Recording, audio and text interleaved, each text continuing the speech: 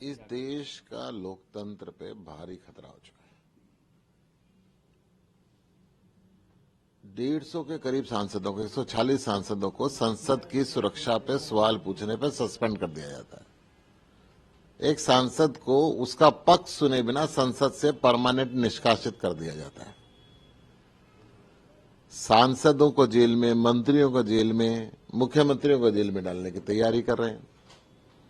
इस देश के अंदर अघोषित इमरजेंसी लगी हुई है।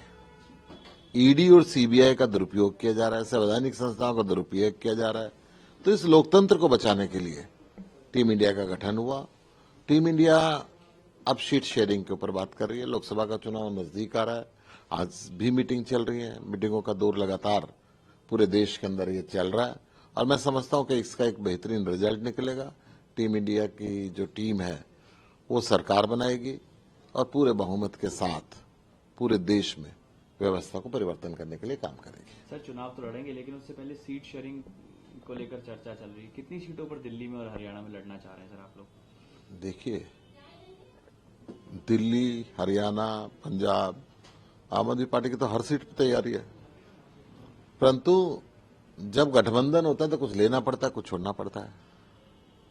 और लेने और छोड़ने का फैसला करने के लिए आम आदमी पार्टी के राष्ट्रीय नेतृत्व ने कुछ लोगों को ऑथराइज किया है कि वो मीटिंग में जाएंगे और वो बैठ के बातचीत करके चीजों को आगे बढ़ाएंगे। तो मुझे ऐसा लगता है कि जो दोनों पार्टियों की तरफ से टीम बनी है, हमें उनकी कॉम्पिटेंसी पे पूरा विश्वास रखना चाहिए कि वो एक अच्छा निर्णय करके बाहर निकले। सर, दिल्ली में 4-3 और हरियाणा में 50-50% की जो चर्चाएं चल रही हैं, क्या ये सही है? ऐसा हम लोग देखिए, मैं तो हरियाणा की कह सकता हूं कि हरियाणा में 50% का हमारा शेयर होना चाहिए।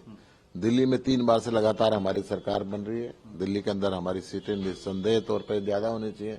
पंजाब में भारी बहुमत से हमारी सरकार बनी है, ज्यादा सीटें होनी चाहिए। बाकी फैसला राष्ट्रीय नेतृत्व का है।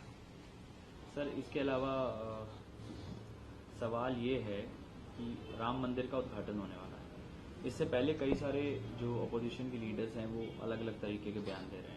एक बार फिर से बिहार के जो शिक्षा मंत्री हैं वो ये कह रहे हैं कि अगर आप इंजर्ड हो गए, बीमार हो गए, तो अस्पताल जाओगे या राम मंदिर जाओगे?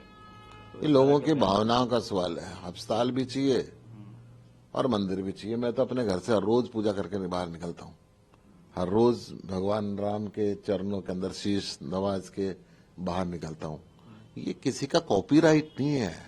ये हिंदुस्तान के आम जनता, गरीब से गरीब, अमीर से अमीर, चाहे वो आम आदमी पार्टी का हो, चाहे वो बीजेपी का हो, चाहे वो कांग्रेस का हो, चाहे वो कम्युनिस्ट हो, हर व्यक्ति का अपना अपने धर्म के अंदर अपना अपना विश्वास है।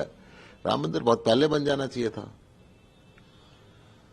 सर, इसके अलावा सवाल ये है कि बंगाल की खाड़ी से तेल का प्रोडक्शन शुरू हो गया है। बहुत बड़ी कामयाबी के तौर पर हिंदुस्तान इसे देख रहा है। मेरी शुभकामनाएं हैं देश के लिए, देश के निवासियों के लिए, कि हमारे तेल की आपूर्ति में हम स्वावलंब हो, हम किसी और देश के ऊपर निर्भर ना रहें। हमारे यहाँ से हमारे अपने खनिज पैदा हों और उनका हम इस्तेमाल करें। सर, एक सवाल ये भी है कि लक्षद्वीप में जिस तरह से प्रधानमंत्री जी गए वहां बीच पर, उसकी वीडियोस वगैरह सोशल मीडिया पर आई। उसके बाद मालदीव के कई सारे मिनिस्टर हैं जिन्होंने बयान दिया। 3 मंत्रियों को सस्पेंड कर दिया गया है। बीजेपी वाले कह रहे हैं कि ये भारत की ताकत है। ये बात सही है कि किसी भी देश के राष्ट्राध्यक्ष के लिए शायद दूसरे देश वालों को नहीं बोलना चाहिए। चाहे वो गलत करें, सही करें, अपने देश के लोग जो मर्जी बोले।